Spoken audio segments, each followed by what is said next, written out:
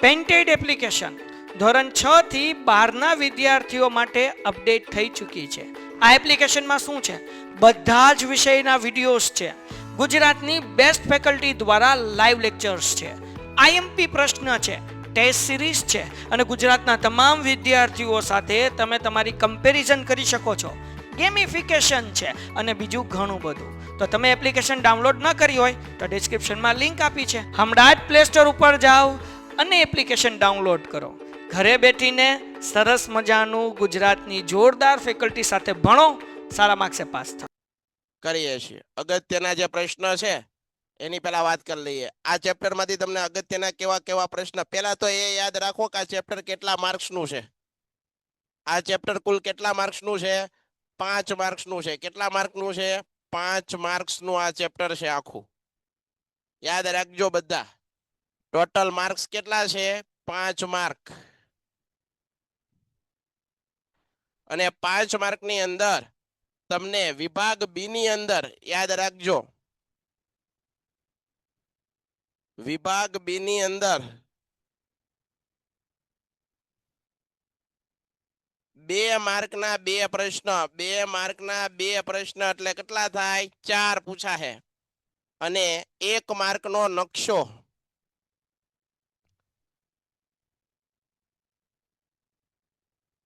નકશાનો 1 mark. એટલે આમ કરીને આખું ચેપ્ટર કુલ 5 માર્કનું થશે. બરાબર? યાદ રાખજો બધા. પ્રશ્ન પણ અગત્યનો છે. ડન છે? ક્લિયર થાય છે? એના પછી ભારતનો સુતરાઉ કાપડ ઉદ્યોગ, આ પ્રશ્ન પૂછાય.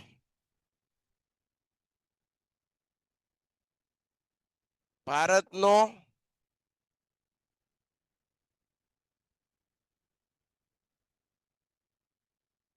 સુતરાઉ કાપડ ઉદ્યોગ. ખાલી ટૂંકમાં પોઈન્ટ આપું છું, આટલા પોઈન્ટ પાકા કરવાના છે. એના પછી સુતરાઉ કાપડ ઉદ્યોગ,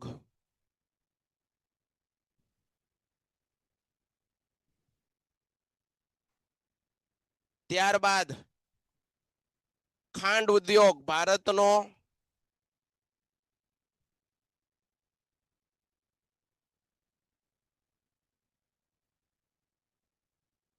ખાંડ ઉદ્યોગ. એના પછી પ્લાસ્ટિક,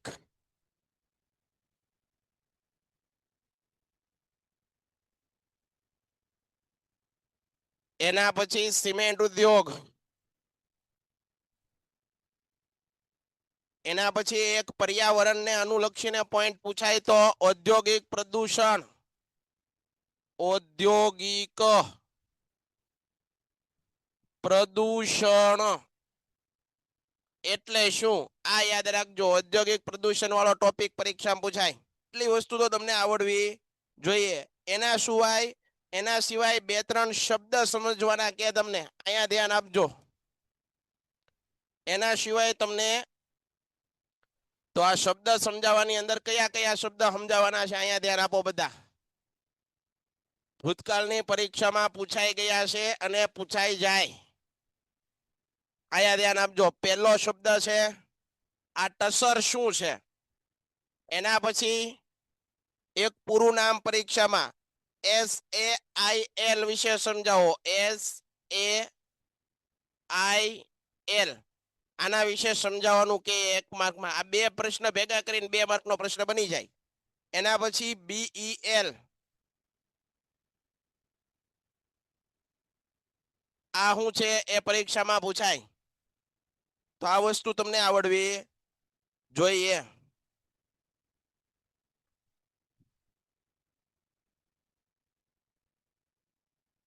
આ વસ્તુ તમને આવડવી જોઈએ. બધા યાદ રાખજો. ત્યારબાદ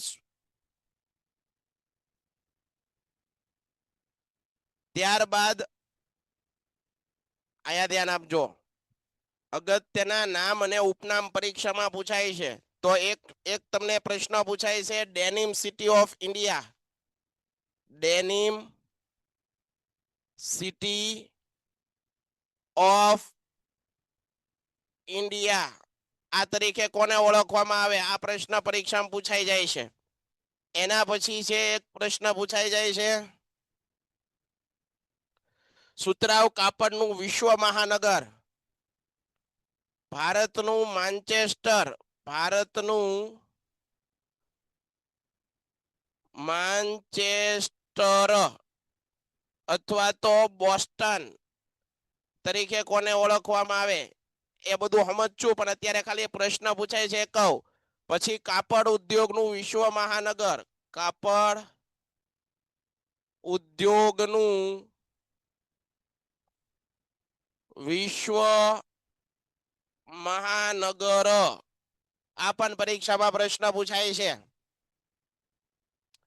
તો આ વસ્તુ તમારે આવડવી જોઈએ. ત્યારબાદ બીજું એક ઉપનામ પૂછાય, નીચેનામાંથી કયા ઉદ્યોગને સનરાઈઝ ઇન્ડસ્ટ્રી તરીકે ઓળખાય? સનરાઈઝ ઇન્ડસ્ટ્રી, સનરાઈઝ ઇન્ડસ્ટ્રીઝ તરીકે કોને ઓળખવામાં આવે? કયા ઉદ્યોગને? તો જોઈએ જવાબ અહીંયા તો લખતો જાવ. ડેનિમ સિટી ઓફ ઇન્ડિયા તરીકે કોને ઓળખવામાં આવે? City of India, denim city of India તરીકે કોને ઓળખવામાં આવે? તો કે ભાઈ અમદાવાદ. એના પછી સાહેબ ભારતનું માન્ચેસ્ટર તરીકે પણ કોને ઓળખવામાં આવે? અમદાવાદ. કાપડ ઉદ્યોગનું વિશ્વ મહાનગર તરીકે કોને ઓળખવામાં આવે? મુંબઈ.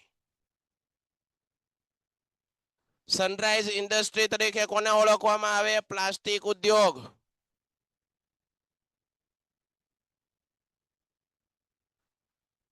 બરાબર, આટલી વસ્તુ તમને આવડવી જોઈએ.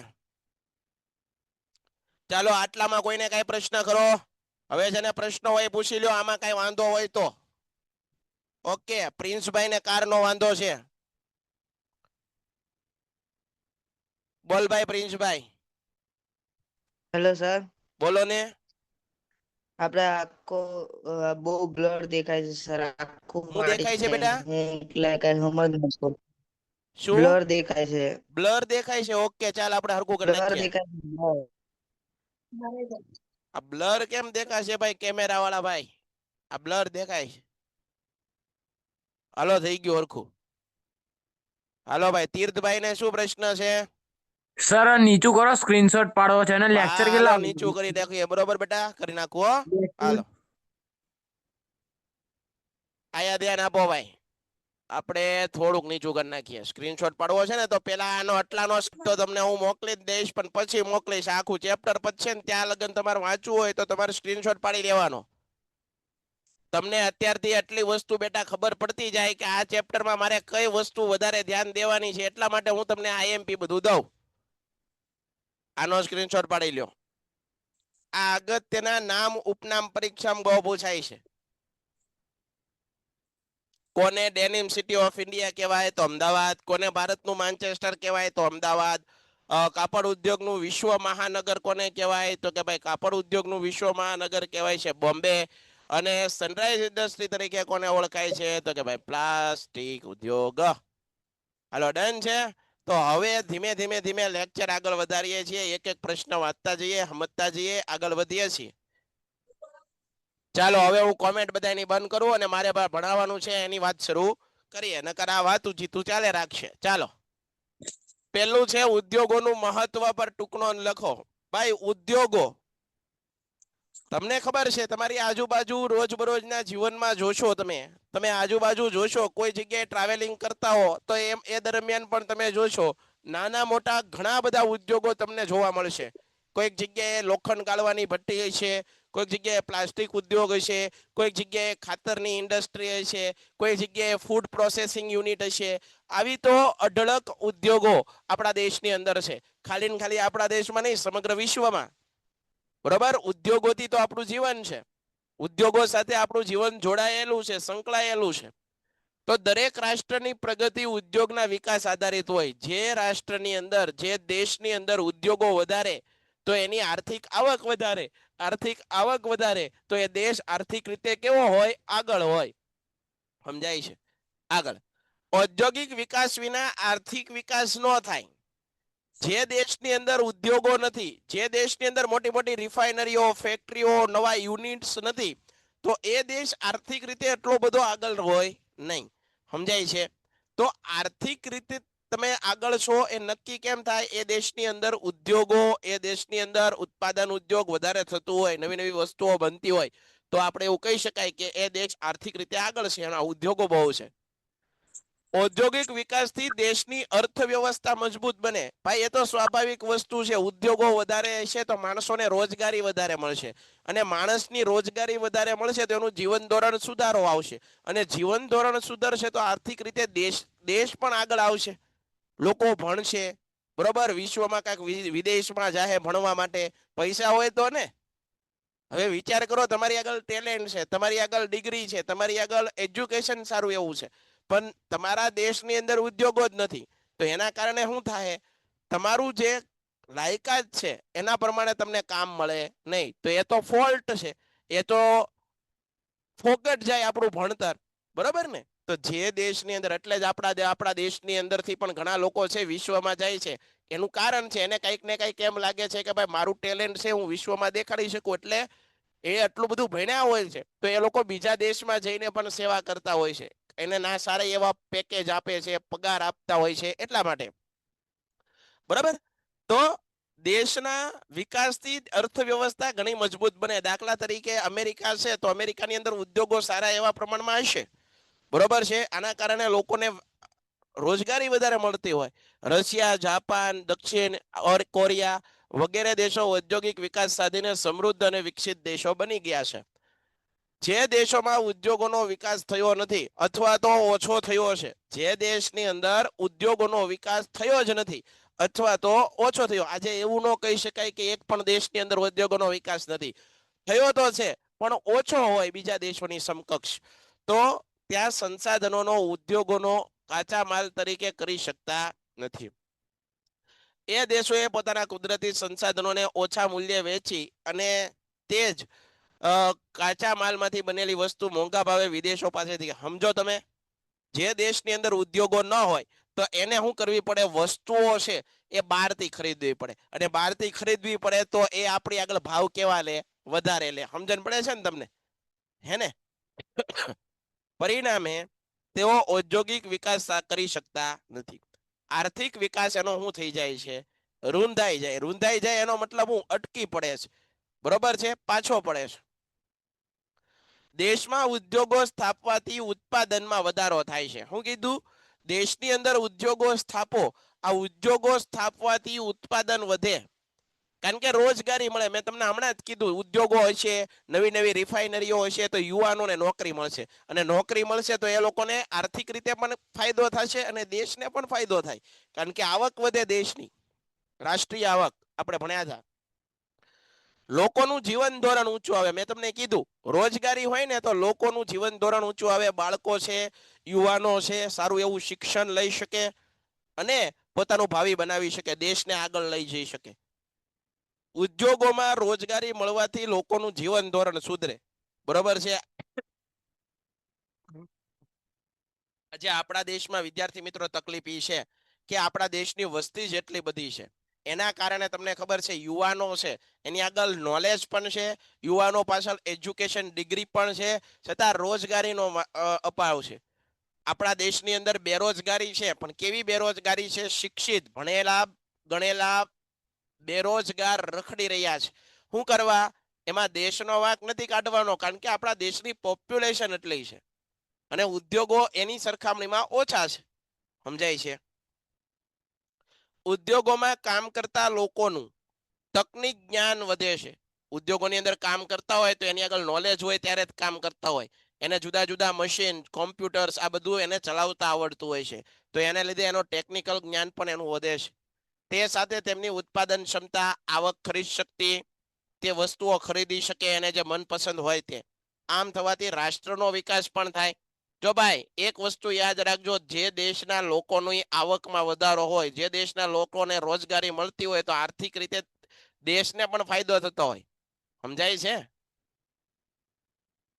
ભારતમાં રાષ્ટ્રીય ઉત્પાદનમાં ઉદ્યોગોમાં ફાળો લગભગ, રાષ્ટ્રીય ઉત્પાદનમાં ઉદ્યોગોનો ફાળો કેટલો છે? પરીક્ષામાં પૂછાવા લાયક પ્રશ્ન.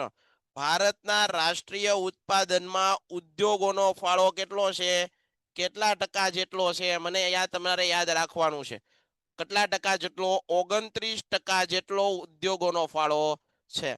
એનો મતલબ એમ કે 100 રૂપિયા હોય તો 100 રૂપિયામાંથી 29 રૂપિયા ક્યાંથી આવે છે? ઉદ્યોગોમાંથી.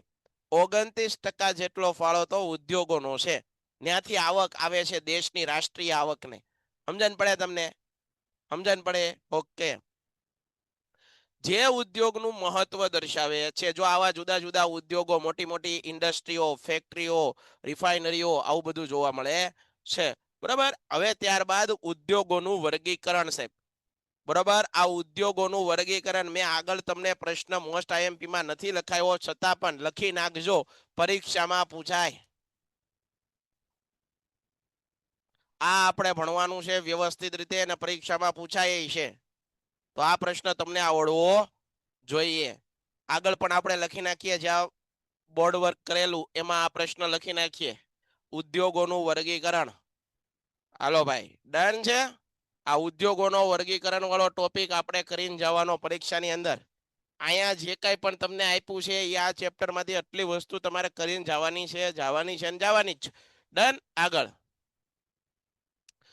તો ઉદ્યોગોનું વર્ગીકરણ, આખા દેશની રાષ્ટ્રીય આવક હોય એમાંથી ઉદ્યોગોનું કેટલા ટકા, ઉદ્યોગોમાંથી કેટલા ટકા આવે છે? તો કે ભાઈ 29%. હવે જોઈએ ઉદ્યોગોનું વર્ગીકરણ. સાહેબ, આ ઉદ્યોગો છે એનું વર્ગીકરણ કઈ રીતે કરવામાં આવે છે?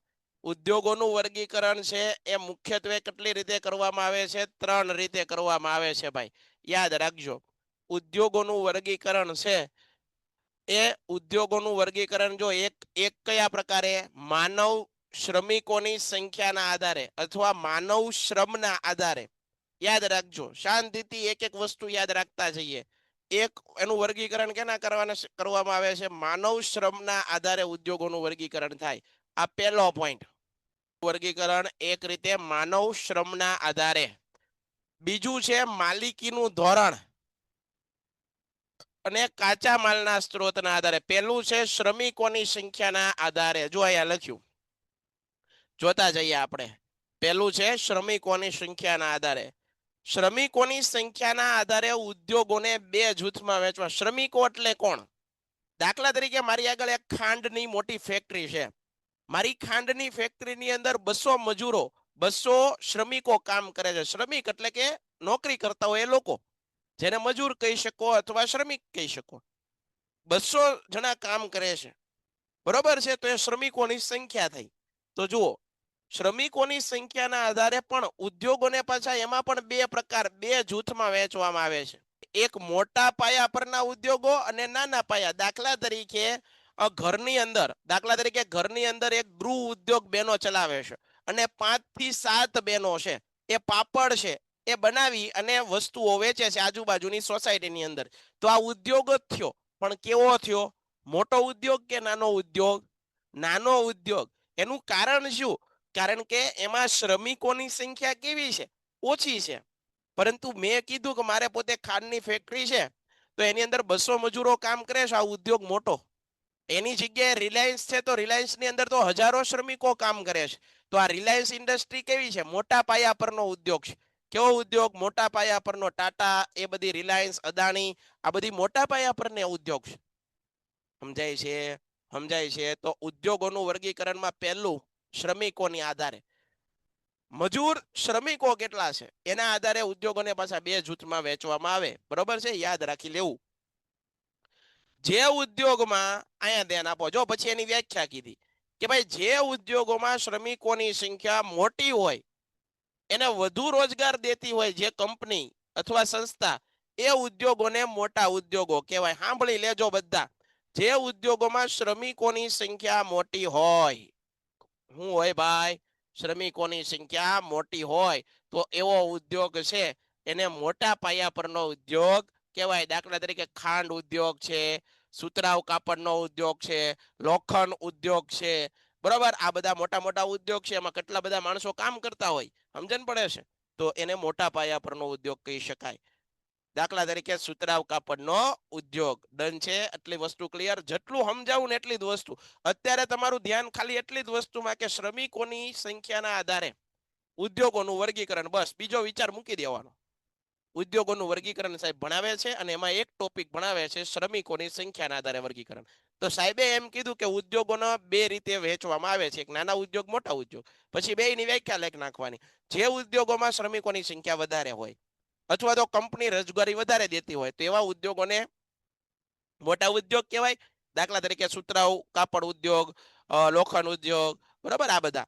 અને જે ઉદ્યોગોમાં શ્રમિકોની સંખ્યા કેવી હોય, ઓછી હોય, જે ઉદ્યોગોમાં નાના ઉદ્યોગ પછી ઓછા કામદાર, હું કીધું શ્રમિકોની સંખ્યા ઓછી અથવા તો ઓછા કામદાર, ઓછા કામદાર અથવા શ્રમિકોની સંખ્યા નાની હોય અને ઉત્પાદન કેવું મેળવતા હોય, ઓછું. ભાઈ એ તો સ્વાભાવિક વાત છે. માણસો વધારે હોય કામ કેવું થાય, વધારે. ઉત્પાદન કેવું થાય, વધારે. માણસો ઓછા હોય ઉત્પાદન કેવું થાય, ઓછું. કામ કેવું થાય, ઓછું. સમજણ પડે? પડી ગઈ. ખાંડસરી ઉદ્યોગ, ખાંડ ઉદ્યોગ ડન છે. તો આ વાત કરી શ્રમિકોની સંખ્યાના આધારે ઉદ્યોગોનું શ્રમિકોની સંખ્યાના આધારે ઉદ્યોગોનું વર્ગીકરણ. આ પહેલો પોઈન્ટ બન્યા, શ્રમિકોની સંખ્યાના આધારે ઉદ્યોગોનું વર્ગીકરણ. ડન. એના પછી માલિકીના આધારે ઉદ્યોગોનું વર્ગીકરણ, બીજો પ્રકાર. ઉદ્યોગોનું વર્ગીકરણમાં બીજો પ્રકાર, માલિકીના આધારે ઉદ્યોગોનું વર્ગીકરણ. સાહેબ, માલિકી એ ઉદ્યોગની માલિકી કોની છે એના આધારે ઉદ્યોગનું વર્ગીકરણ પણ કરી શકાય. અહીંયા ધ્યાન આપજો, અહીંયા ધ્યાન આપજો. માલિકીના આધારે ઉદ્યોગોનું વર્ગીકરણ ખાનગી. દાખલા તરીકે રિલાયન્સ છે ભાઈ, આ રિલાયન્સ કંપની છે ને, ખાનગી માલિકની કંપની છે. ધીરુભાઈ અંબાણી છે, એનો દીકરો, એના બે દીકરા, અનિલ અંબાણી અને મુકેશ અંબાણી. ધીરુભાઈનું જ્યારે અવસાન થયું ત્યારે એની સંપત્તિ એના બે દીકરામાં વેચી દીધી, બેને સરખી સરખી, મુકેશ અંબાણી, અનિલ અંબાણી. તો આ ખાનગી માલિકી છે, આમાં કોઈ સરકારે ભાગ નથી ભજ્યો. આ તો બાપ દાદાની વારસા એને માલિકી મળી છે. તો આને કહેવાય ખાનગી માલિકીના ઉદ્યોગ. એને જેટલા ઉદ્યોગો છે બધા કેવા છે? ખાનગી માલિકીના ઉદ્યોગો. ત્યારબાદ જાહેર ઉદ્યોગ. ભાઈ જાહેર સરકારની હોય, જેની માલિકી કોની હોય? સરકારની. બધાયની હોય એની માલિકી, યાદ રાખજો. તો આવા ઉદ્યોગને કેવા ઉદ્યોગ કહેવાય?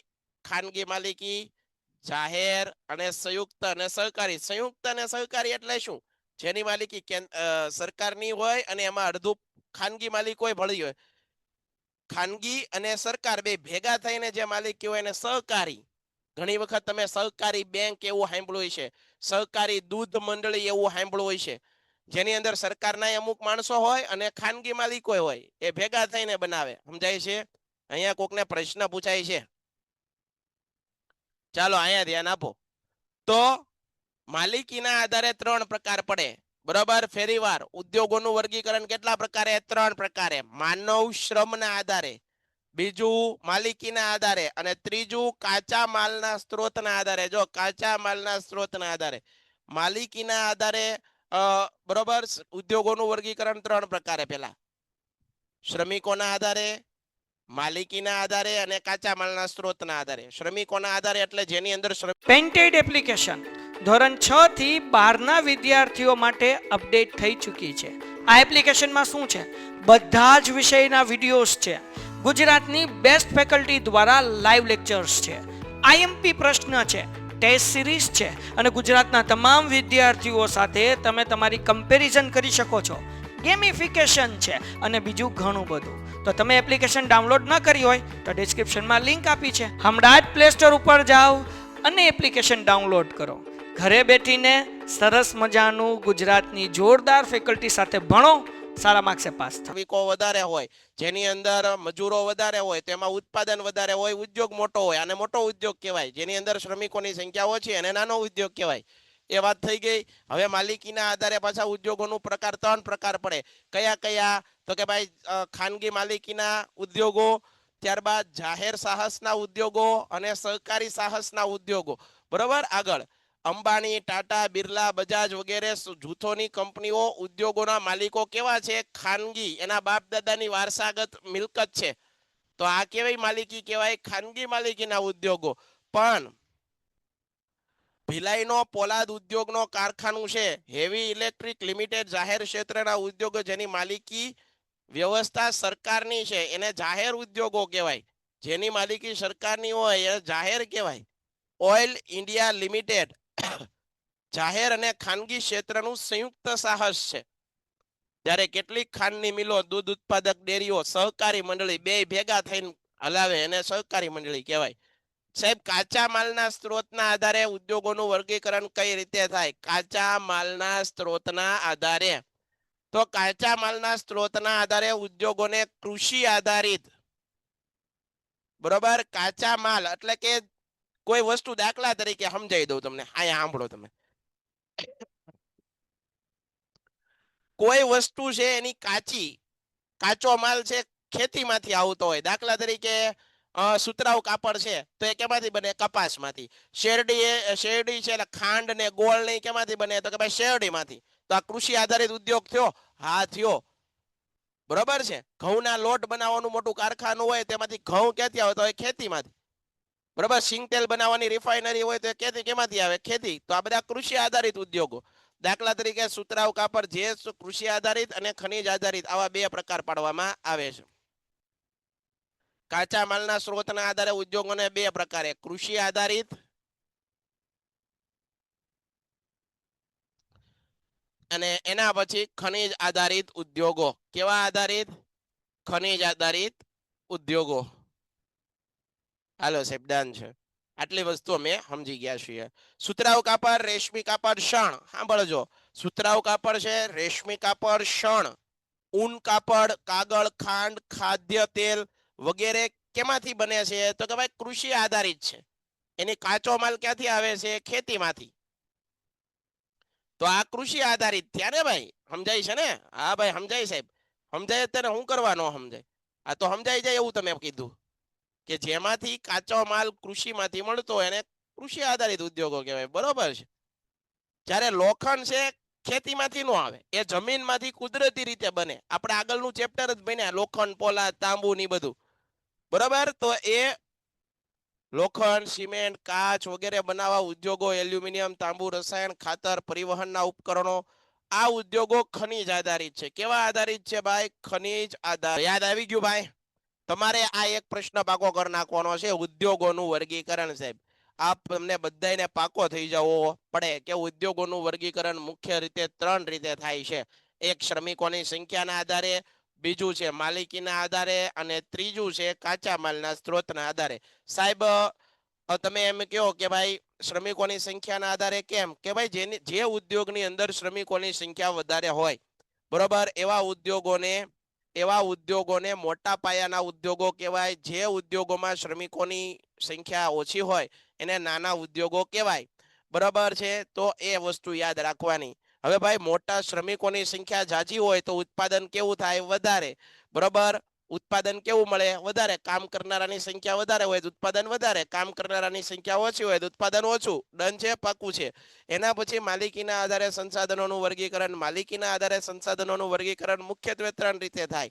ખાનગી માલિકી છે, જાહેર સાહસ છે, અને સહકારી મંડળીઓ છે. અને પછી કાચા માલના સ્ત્રોતના આધારે. તો કાચા માલના સ્ત્રોત છે એ ક્યાંથી મળે છે? તો એ કૃષિમાંથી મળતો હોય તો કૃષિ આધારિત ઉદ્યોગો, અને જમીનમાંથી, ભૂગર્ભમાંથી કુદરતી રીતે બનેલી કોઈ વસ્તુ મળતી હોય તો એને ખનિજ આધારિત ઉદ્યોગોમાં તમે ડિવાઈડ કરી શકો, એને તમે વેચી શકો. પાકું છે? ક્લિયર થાય છે? ઓકે, હાલો. તો આ વસ્તુ તમને આવડવી પડે. આ વસ્તુ તમને આવડવી પડે. આ તમને પ્રશ્ન પૂછાય છે પરીક્ષામાં. એના પછી જુઓ, સુતરાઉ કાપડ ઉદ્યોગ. આ બીજો મોસ્ટ આઈએમપી પ્રશ્ન પરીક્ષામાં આવે એવો જ પ્રશ્ન આગળ મેં લખાવી પણ દીધેલો છે. સુતરાઉ કાપડ ઉદ્યોગમાંથી પ્રશ્ન પૂછાતા હોય છે. જુઓ, ભારત ઔદ્યોગિક અર્થવ્યવસ્થામાં સુતરાઉ કાપડનો મુખ્ય, આપણો આમ ગણો તો મુખ્ય વ્યવસાય છે. ભારતની અંદર એક સમયે અમદાવાદની અંદર કેટલી મિલો હતી? કાપડની મિલો. કારણ કે આપણા ગુજરાતની અંદર, ભારતની અંદર કપાસનું ઉત્પાદન બહુ થાય, અને કપાસનો મુખ્ય ઉપયોગ તો કેમાં થાય? કાપડ બનાવવામાં. તો ભારતમાં ઔદ્યોગિક અર્થવ્યવસ્થામાં સુતરાઉ કાપડનો ઉદ્યોગ મુખ્ય છે. ભારતનો સૌથી વધુ, સાંભળજો પ્રશ્ન અહીંથી પૂછાય, ભારતનો સૌથી વધુ રોજગારી, જેમાં રોજગારો, માણસો વધારે નોકરી કરે છે, એવો સૌથી વધુ રોજગારી આપતો અને ઉત્પાદન કરતો ઉદ્યોગ કયો? તો યાદ રાખી લેજો દીકરાઓ, સુતરાઉ કાપડ આવશે એમાં. સૌથી વધુ રોજગારી આપે છે અને ઉત્પાદન કરતો ઉદ્યોગ કયો છે? તો એ છે સુતરાઉ કાપડ. દેશના લગભગ 3.5 કરોડ લોકોને રોજગારી આપે છે. વિચાર કરો, આ બહુ મોટો ઉદ્યોગ કહેવાય. અને નાના પાયા પરનો ઉદ્યોગ કહેવાય કે મોટા પાયા પરનો ઉદ્યોગ? સાહેબ, આને નાના પાયા પરનો ઉદ્યોગ છે, નો કહેવાય. અને મોટા પાયા પરનો ઉદ્યોગ કહેવાય. 3.5 કરોડ લોકો આ ઉદ્યોગમાં રહેતા હોય એને કેમ નાના પાયા પરનો ઉદ્યોગ કેવો સાહેબ? નો કહેવાય આને. બરોબર, આ ભૂલ ક્યારેય ન કરાય. તો આ બહુ મોટો ઉદ્યોગ છે. ભારતમાં સૌ પ્રથમ, પરીક્ષામાં પૂછાય, ભારતમાં સૌ પ્રથમ સુતરાઉ કાપડનું પ્રથમ કારખાનું, ભારતમાં સૌ પ્રથમ, યાદ રાખજો, ગુજરાતમાં નહીં, ભારતમાં સૌ પ્રથમ સુતરાઉ કાપડની મિલ બની હોય તો એ છે ક્યાં સ્થપાઈ? તો એ છે મુંબઈમાં. ભારતમાં સૌ પ્રથમ સુતરાઉ કાપડની મિલ ક્યાં સ્થપાય? એક એક પ્રશ્ન પરીક્ષામાં પૂછાય, એક એક પ્રશ્ન. સૌ પ્રથમ મિલ સ્થપાઈ મુંબઈ. અને ગુજરાતમાં સૌ પ્રથમ અમદાવાદની અંદર. સાહેબ, ગુજરાતની અંદર સૌ પ્રથમ મિલ સ્થપાઈ અમદાવાદના શાહપુરની અંદર. અમદાવાદના શાહપુરની અંદર 1861 ની અંદર. યાદ રાખજો, આ સાલે હું હમણાં લખાવું તમને અહીંયા. ઈસવીસન 1861 માં, 1861 માં કોણે સ્થાપી એ પણ હું હમણાં કહીશ તમને. આગળ લખાવાનો જ છું આ બધું, બરાબર? તો આ વસ્તુ તમને આવડવી જ જોઈએ. ભારતમાં સુતરાઉ કાપડની પ્રથમ મિલ બોમ્બે, બરોબર છે. અને ગુજરાતની અંદર સુતરાઉ કાપડની પ્રથમ મિલ છે એ અમદાવાદ.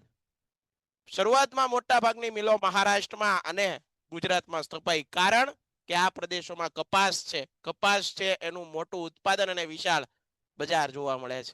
અહીં મજૂરો, કારીગરો, વિદ્યુત બેંક અને નિકાસ માટે બંદરો પણ હતા. વિશ્વમાં મોકલવું હોય કાપડ આપણું તો આપણે આગળ બંદરો પણ એટલા છે. ગુજરાતનો દરિયા કિનારો મોટો છે, તો ભેજવાળી આબોહવા, પરિવહન સારી સગવડો ઉપલબ્ધ હતી. પછી પેલા બે જ રાજ્યની અંદર આ ઉદ્યોગો હતો. પછી તો આજે ભારતના અન્ય રાજ્યોમાં પણ આજે સુતરાઉ કાપડની મિલો દેશમાં 100 શહેરોની અંદર છે. આજે દેશની મોટા ભાગની મિલો મહારાષ્ટ્ર અને ગુજરાતમાં. તમને કોક એમ પૂછે નકશામાં સુતરાઉ કાપડનું સૌથી વધુ ઉત્પાદન કરતા રાજ્ય દેખાડો, કાં તો તમારે મહારાષ્ટ્ર દેખાડવાનું, કાં ગુજરાત દેખાડવાનું. ત્રીજું યાદ રાખવાનું નથી, બે મોટા યાદ રાખી લેવાના. તમિલનાડુ, પશ્ચિમ બંગાળ, ઉત્તર પ્રદેશ અને મધ્યપ્રદેશમાં કેન્દ્રિત થયેલી છે. મહારાષ્ટ્રમાં મુંબઈમાં સૌથી વધારે મિલો. યાદ રાખજો, સુતરાઉ કાપડની સૌથી વધારે મિલો મહારાષ્ટ્રમાં. અને એના પછી ક્યાં? તો કે એના પછી ગુજરાત, અમદાવાદ આવેલી છે.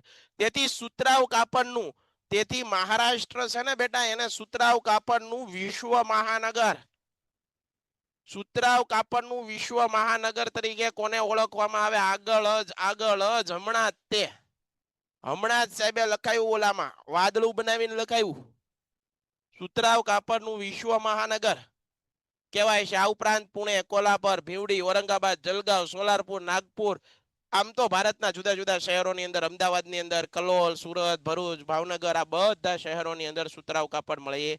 સુતરાઉ કાપડની જુદી જુદી ફેક્ટરીઓ છે, બરાબર?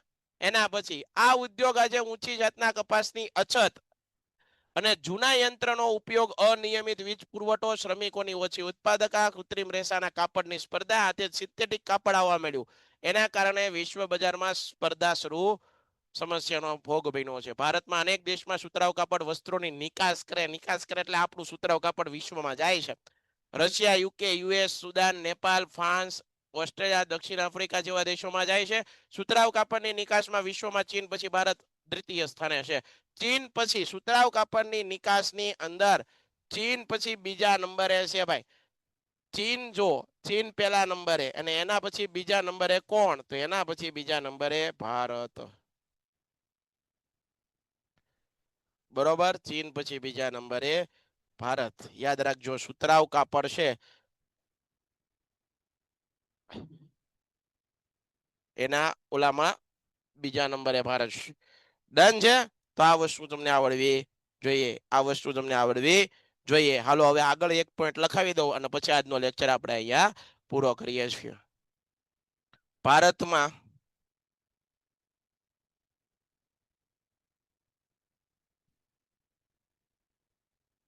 સુતરાઉ કાપડની પ્રથમ મિલ ક્યાં સ્થપાઈ?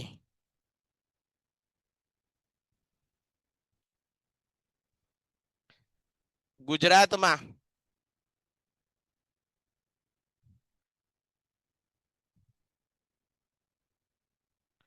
સુતરાઉ કાપડની પ્રથમ મિલ ક્યાં સ્થપાઈ?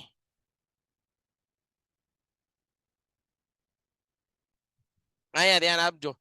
ભારતમાં સૌપ્રથમ સુતરાઉ કાપડની પ્રથમ મિલ મુંબઈ અને ગુજરાતમાં સૌપ્રથમ સુતરાઉ કાપડની મિલ અમદાવાદ 1861. કોણે સ્થાપી? રણછોડલાલ.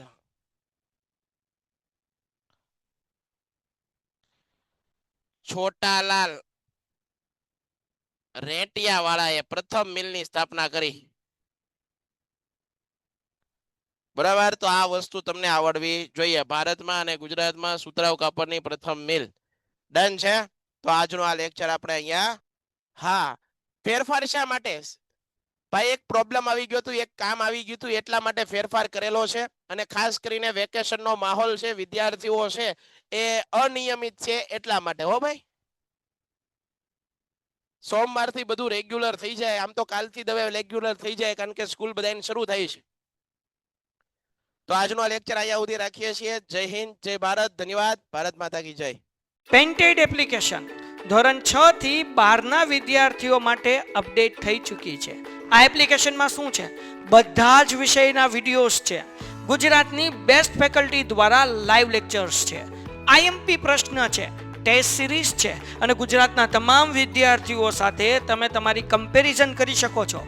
ગેમિફિકેશન છે અને બીજું ઘણું બધું. તો તમે એપ્લિકેશન ડાઉનલોડ ન કરી હોય તો ડિસ્ક્રિપ્શનમાં લિંક આપી છે. હમણાં જ પ્લે સ્ટોર ઉપર જાઓ અને એપ્લિકેશન ડાઉનલોડ કરો. ઘરે બેઠીને સરસ મજાનું ગુજરાતની જોરદાર ફેકલ્ટી સાથે ભણો, સારા માર્ક્સે પાસ થાઓ.